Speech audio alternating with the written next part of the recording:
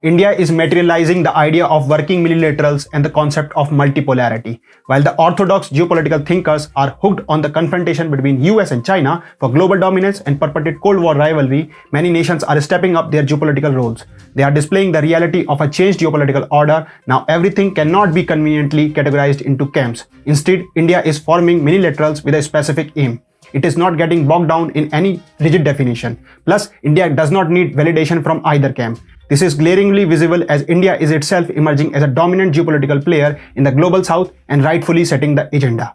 Namaste and welcome to TFI Post. I'm your host Paresh Gupta. Let's begin. On account of its deep pockets, China extended loans with the evil design that naive smaller nations will not be able to get out of its debt trap. But it forgets that there are nations like India that will rise to the occasion and tackle these evil plans of CCP. Well, for the last year or so, India has increased its effort to save several of the debt-ridden nations. On this line, India has been extending every possible help to get Sri Lanka out of its economic mess. On 13th of April, Finance Minister Nirmala Sitharaman joined her French and Japanese counterparts and announced the debt restructuring process for Sri Lanka. On the sidelines of the annual spring meetings of World Bank and IMF in Washington, the finance ministries of these three credit countries held a press briefing. Earlier, the IMF had confirmed the agenda of this meeting. Back then, the IMF had said, and I quote, Japan, India and France will hold a press briefing on Thursday on the margins of the spring meetings to announce the launch of the debt restructuring negotiations process on Sri Lanka. An official statement stated that the three creditor countries have been working closely for a coordinated debt restructuring for Sri Lanka. Japanese Finance Minister Shunichi Suzuki, French Finance Minister Bruno joined Ms. Sitharaman during the press briefing. Sri Lankan President Ranil Wickremesinghe and his State Finance Minister Sehan Simasinghe also joined the in-person live streaming. The Washington-based global lender, the IMF, had set a precondition before Sri Lanka to get a $2.9 billion bailout package.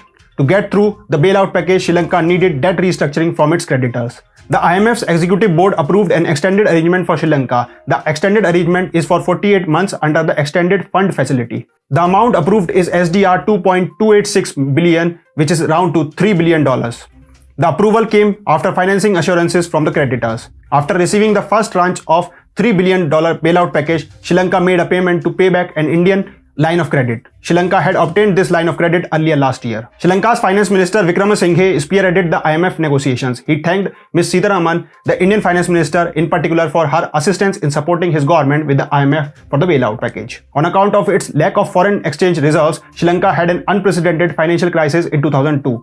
This was the worst economic crisis since the country's independence from Britain in 1948. This had led to a serious political and humanitarian disaster on the island nation. After extensive discussions, the IMF approved the bailout package to Colombo. This was the 17th bailout package in the independent history of Sri Lanka. As stated above, India alongside Japan and France announced debt restructuring plans for Sri Lanka. Apart from that, India has been supporting debt-ridden nations like Sri Lanka in the multilateral groupings like the G20. India led the G20 finance ministers meeting to develop a consensus for a debt restructuring framework. Contrary to that, China has been giving Sri Lanka the cold shoulder on the issue of debt restructuring. The ongoing debt restructuring push by India is primarily targeted at China. In the Indo-Pacific region, India has been doing everything possible to increase India's soft power in island nations. Its aim is to ensure that China does not get an high-level advantage in these nations. India wants to keep Chinese influence in check so that China cannot pit these nations against India.